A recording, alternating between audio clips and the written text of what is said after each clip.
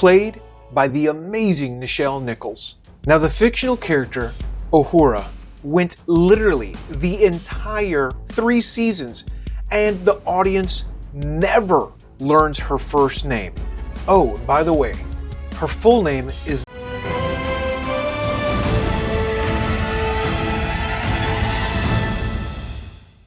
Friend, welcome to Drawing Conversation, where as always, I am your dedicated nerd host and artist, Danny Fisher. And today we're going to be drawing the origin and history of Star Trek, the original series.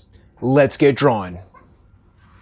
Now folks, before we get started, I just want to thank you yet again for coming back. Your support means so much. So if you are new here, please don't hesitate. Hit that subscribe, turn on those notifications, and of course, leave a comment. I will get back to you. Oh, and one more thing. This is going to be a 2-parter. Guys, I'm sorry I couldn't squeeze all of this into a single episode. Star Trek is just too much to encapsulate in one episode. So today, I want to nerd out with you over my passion for Star Trek. This fictional TV series takes place in the year 2260, where humanity has united and has formed an interplanetary conglomeration known as the United Federation of Planets, with Starfleet as the military force dedicated to exploration and discovery. And I want to talk a little bit about each of the crew members. Now let's start with the captain of the ship. This is Captain James Tiberius Kirk, played by none other than William Shatner. And he's just that homegrown Iowa boy who doesn't take orders from anyone, graduating at the top of his class, highly decorated, and the only person to actually pass the Kobayashi Maru. Okay. Now for time's sake, I'm not going to explain what the Kobayashi Maru is. Only keep in mind that it is a test that is a no-win scenario for all cadets to pass Starfleet. And let's just say Kirk, well, there's still a debate. He kind of cheated his way, because he does not believe in a no-win scenario. And it's this no-lose attitude that has been the hallmark of Captain Kirk's persona in the series. Something else that I just find amazing is the fact that William Shatner has never watched a single episode of Star Trek or any of the movies. Now, next in command is Kirk's first officer, as well as Chief Science Officer Spock, played by the captivating Leonard Nimoy. Spock is a Vulcan, and this is an alien race in Star Trek that have divorced themselves of all emotion. They've quote-unquote purged their body of any type of emotion, which I thought was just absolutely crazy because, well, as we'll find out later, every 7 years they kind of go into a little bit of a battle rage, which is just nuts.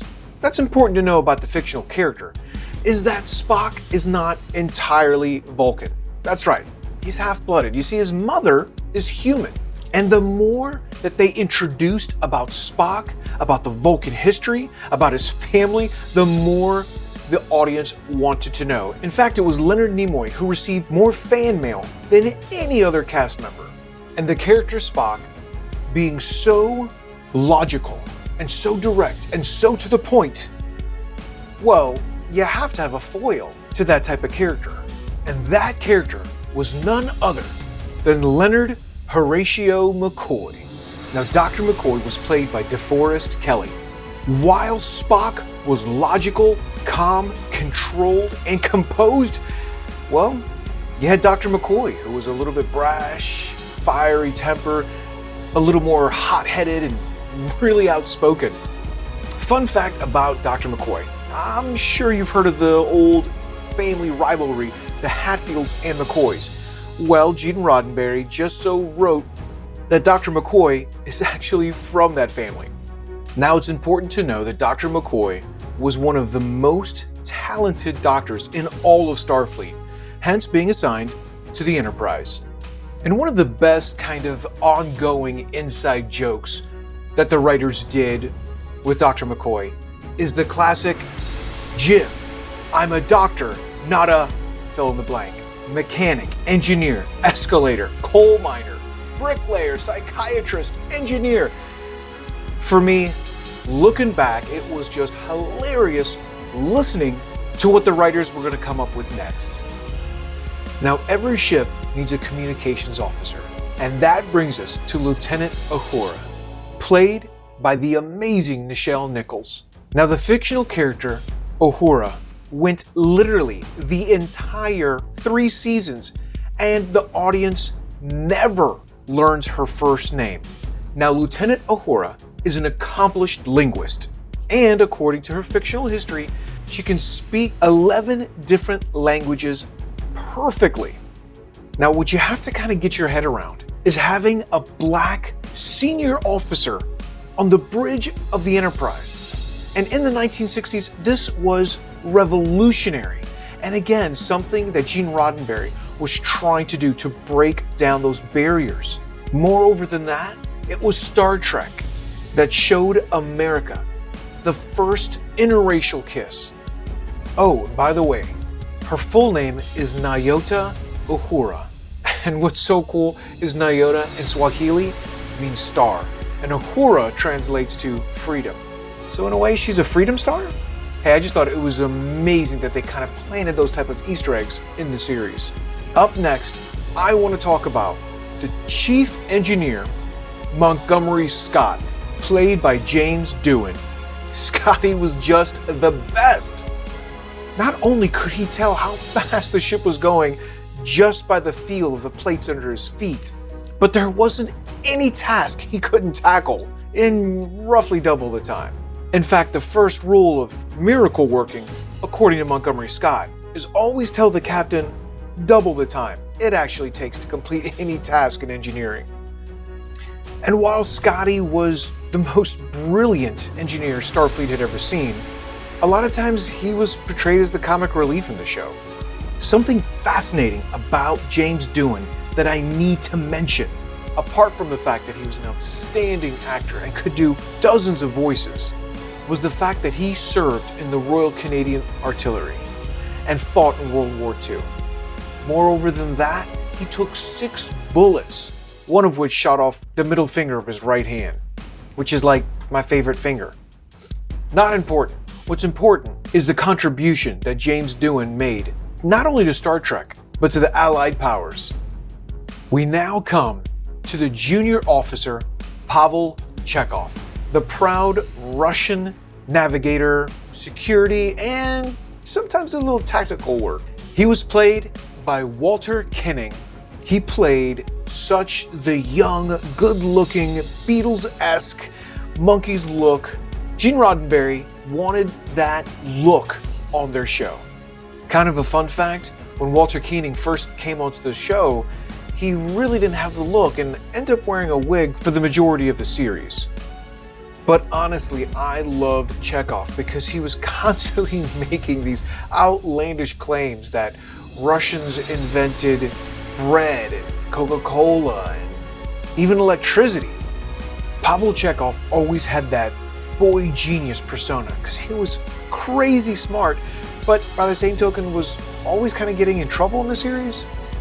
And they wanted to have this father-son dichotomy going on between him and Captain Kirk, but unfortunately the show didn't continue, and that relationship was really never explored.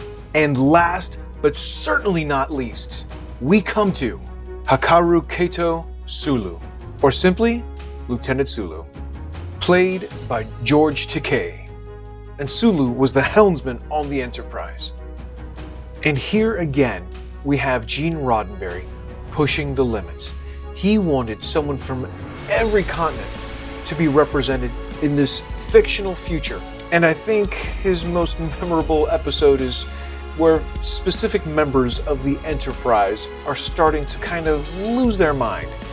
And Sulu just believes he's a swashbuckling, sword-swinging pirate and terrorizes members of the crew all through the ship. Something you might not know, George Takei and his entire family were actually placed in an internment camp here in the United States. Yeah, as messed up as it seems, during the Second World War, Japanese Americans were being carted by the busloads to these internment camps. and he would spend years there with his family. But despite all this, he would dedicate his life to improving Japanese-American relations. And in 1994, he was awarded the Order of the Rising Sun by the Emperor of Japan. Now you have this huge, diverse crew serving on board the Enterprise. And for this crew, space truly is the final frontier. And in this series, it chronicled the voyages of the Starship Enterprise. Its 5-year mission was to explore strange new worlds and to seek out new life and new civilization. But most importantly, it was to boldly go where no one had gone before. Yes, my inner nerd is just doing cartwheels. Sorry you had to see that, guys.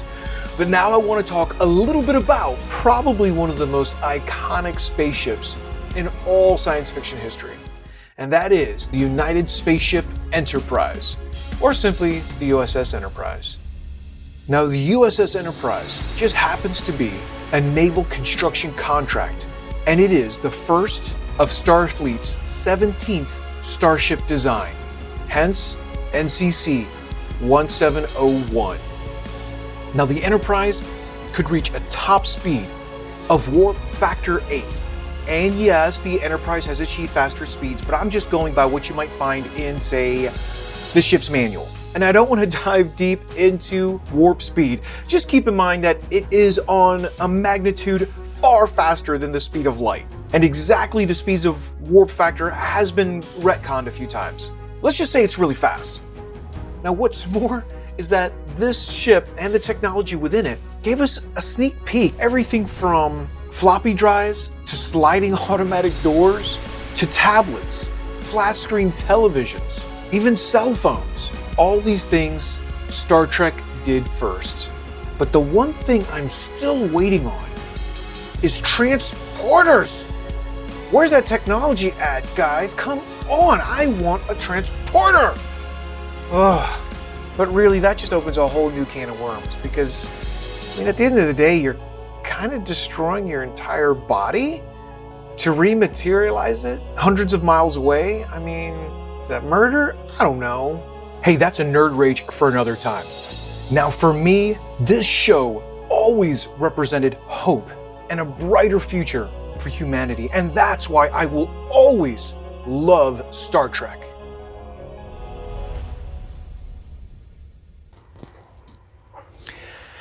Whew. Now, friends, thank you so much for watching. Your support means so very much. And hey, as I mentioned, this will be a 2-part episode. So please tune in next Friday for my top 5 favorite episodes of Star Trek, the original series. So if you haven't already, please hit that subscribe, turn on those notifications, and I will talk to you soon.